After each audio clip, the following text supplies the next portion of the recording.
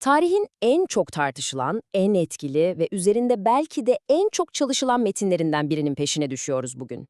Evet, Tevrat'tan bahsediyorum. Ama bu kez meseleye bir tarih dedektifi gibi yaklaşacağız. Amacımız bu metnin kökenlerini, kimler tarafından yazıldığını ve en önemlisi antik dünyanın kumları altından çıkan arkeolojik kanıtların bize ne fısıldadığını derinlemesine araştırmak.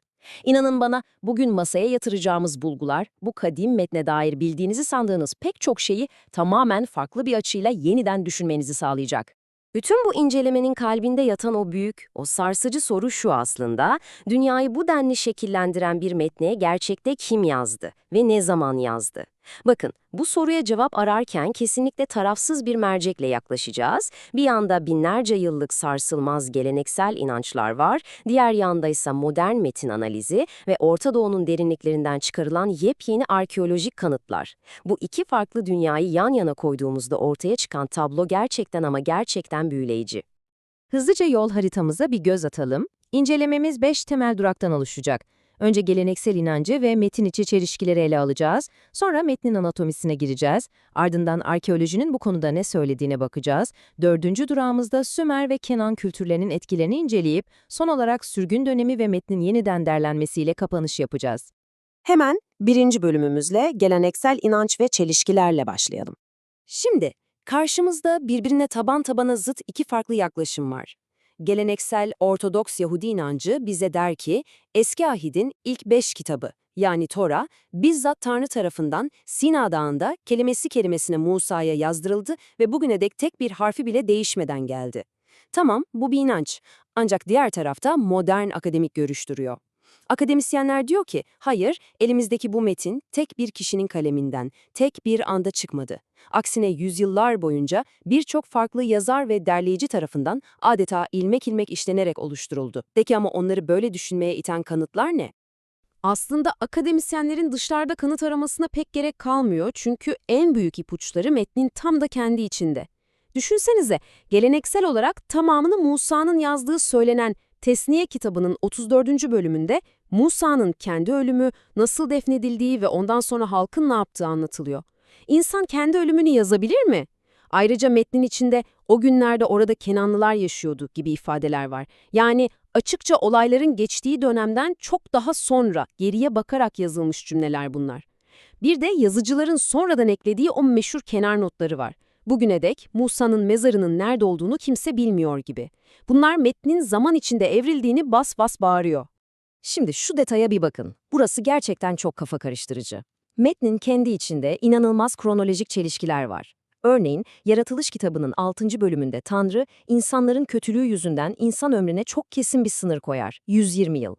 Tamam, kural çok net ama sadece birkaç bölüm sonra Yaratılış 11'e geldiğimizde Nuh'un soykütüğüne bakıyoruz. Oğlu Sam 600 yıl, Arpakşad 438 yıl, Eber 464 yıl yaşıyor. Nasıl yani? Kurala ne oldu? İşte bu tür belirgin tutarsızlıklar, araştırmacıların acaba burada birbirinden bağımsız farklı gelenekler sonradan mı bir araya getirildi diye sormasına neden oluyor. Ve bu sorular bizi doğrudan ikinci bölüme, metnin anatomisine ve o ünlü belgesel hipotezi taşıyor. Eğer Tevrat'ı edebi ve tarihsel bir kazı alanı olarak düşünürseniz, modern bilim insanlarının elindeki en güçlü fırça belgesel hipotezdir. Kısaca nedir bu hipotez? Tevrat'ın asırlar boyunca tamamen farklı yazarlar tarafından kaleme alınmış, 4 bağımsız, paralel kaynaktan derlendiğini savunan ve bugün akademide en geniş kabul gören teoridir. Yani elimizde tekdüze bir metin yok. Aksine her birinin kendi edebi tarzı, kelime dağarcığı ve teolojik bakış açısı olan 4 ayrı sesin bir koro halinde birleşmesi var. Tevrat'ın adeta edebi bir röntgenini çektiğimizde bu 4 ayrı damarı çok net görüyoruz. İlki J kaynağı, yani Yahvist kaynak. Milattan önce 10. yüzyılda Süleyman döneminde yazılmış ve Tanrı için ısrarla Yahve ismini kullanıyor. Sonra yani Elohist kaynak geliyor, bir asır sonra Kuzey Krallığında yazılmış ve Tanrı'ya Elohim diyor.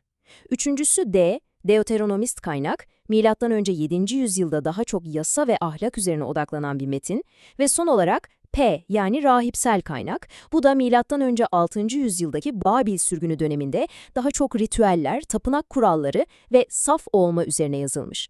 Bu 4 farklı akarsu birleşip bugünkü o devasa metni, yani o büyük nehri oluşturuyor.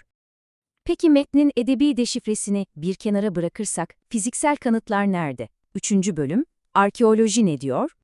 İşte şimdi ellerimizi biraz toprağa bulama zamanı. Modern dönemin en önemli arkeologlarından biri olan William G. Dever'ın aslında konuyu özetleyen çok net bir cümlesi var. Diyor ki, Musa ve çıkış olayının araştırılması sonuçsuz bir çaba olarak bir kenara bırakılmıştır.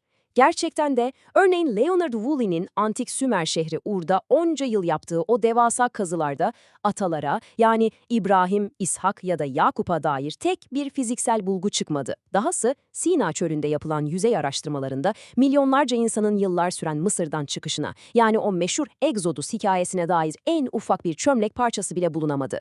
Toprağın bize anlattığı şey çok daha farklı. Erken İsrail muhtemelen dışarıdan gelen devasa bir kitlesel göçle değil, tam da yerel Kenan halklarının kendi içinden zamanla filizlenerek ortaya çıktı. Bu yerel filizlenme meselesi oldukça kritik çünkü bizi 4. bölüme getiriyor, Sümer ve Kenan kültürlerinin etkileri. Antik Yakın Doğu'nun o kadim çivi yazılı tabletleri deşifre edildikçe, İsrailoğullarının inancının hiç de öyle izole, dışa kapalı bir adada şekillenmediğini görüyoruz. Ortada zengin, devasa bir kültürel deniz var. Yaratılış hikayelerine bir bakın, antik Sümerler'de tanrıların bir bahçesi vardır, Dilmun. Tevrat'taki Adem yani cennet bahçesine ne kadar da benziyor değil mi? Üstelik Sümer efsanesinde bu bahçe yerden çıkan bir su buharıyla sisle sulanır, Tevrat'ta da tıpatıp aynıdır. Sümer mitlerinde yenmesi yasak olan bitkiler ve kaburgadan yaratılan şifacı bir tanrıça motifi vardır. Tevrat'a dönüp bakıyoruz, yasak meyve ve Adem'in kaburgasından yaratılan Havva. Bilim insanları diyor ki bu kadim Orta Doğu Kenan ve Sümer motifleri alınmış, İsrailoğullarının kendi teolojik ve ahlaki sistemlerine uyarlanarak muazzam bir şekilde yeniden tasarlanmış. Ve nihayet son durağımız 5. bölüm, sürgün ve yeniden derleme. Peki bütün bu farklı sesler, sözlü gelenekler ve antik motifler nasıl oldu da tek bir kutsal kitap haline geldi? Bu birleşmenin arkasında devasa bir travma, tarihi bir yıkım var. Milattan önce 6. yüzyılda Babil İmparatorluğu Kudüs'ü yerle bir etti, tapınağı yıktı ve İsrail halkını Babil'e sürdü. Bu, bir halkın kimliğini tamamen kaybetmekle yüz yüze kaldığı o mutlak kriz anıydı. İşte tam bu noktada sürgünden sonra milattan önce 5. yüzyılda sahnede Ezra'yı yani Üzeyr'i görüyoruz. Hem tarihi bulgular hem de Yahudi gelenekleri Ezra'nın kaybolmaya yüz tutmuş bu dağınık yazılı kaynakları ve sözlü gelenekleri bir araya getirdiğini söyler. Halkının o hafızasını, kültürel kodlarını kurtarmak için metni günümüzdeki formuna çok yakın bir şekilde yeniden inşa edip derlemiştir. Şöyle bir geriye çekilip bu uzun yolculuğun büyük resmine bakarsak, metnin yüzlerce yıllık bir inşanın eseri olduğunu çok net görüyoruz. Her şey M.E.Ö. 10. yüzyıldaki ilk Yahvis sözlü ve yazılı geleneklerle başlıyor. 7. yüzyılda buna tesniyeci yasalar ekleniyor, 6. yüzyılda o karanlık Babil sürgünü döneminde rahipsel kurallar ve saflık yasaları devreye giriyor, 5. yüzyıla geldiğimizde Ezra bu büyük yapbozun parçalarını ustalıkla birleştirip ana iskeleti kuruyor. Ama bitmedi. Tüm bu sürecin son noktası M.S. 950 yıllarında Halep Kodeksi ile koyuluyor ve metin standartlaşıp bugün bildiğimiz o son halini alıyor. Yani ortada tek bir anda inmiş bir kitaptan ziyade asırlar süren kolektif edebi yolculuk var. İncelememizin sonuna gelirken tüm bu arkeolojik gerçekler ve edebi analizler bizi son derece derin bir soruyla baş başa bırakıyor. Sizce kutsal bir metnin gerçek değeri, onun arkeolojik olarak kanıtlanabilir, kelimesi kelimesine doğru bir tarih kitabı olmasında mıdır? Yoksa asıl gücü, tarihin gördüğü en büyük krizlerden, savaşlardan ve sürgünlerden sağ çıkarak, kadim bir halkın evrilen kimliğini, ahlakını ve yaşama tutunma mücadelesini binlerce yıl boyunca koruyabilmesinde mi gizlidir? Bu sorunun cevabı kime sorduğunuza göre değişir elbet. Ancak şurası kesin, bu metnin yazılış serüveni, en az içinde anlattığı o destansı hikayeler kadar heyecan verici. Bu tarihsel yolculukta bana katıldığınız için çok teşekkür ederim. Bir sonraki analizimizde görüşmek üzere. Merakla kalın.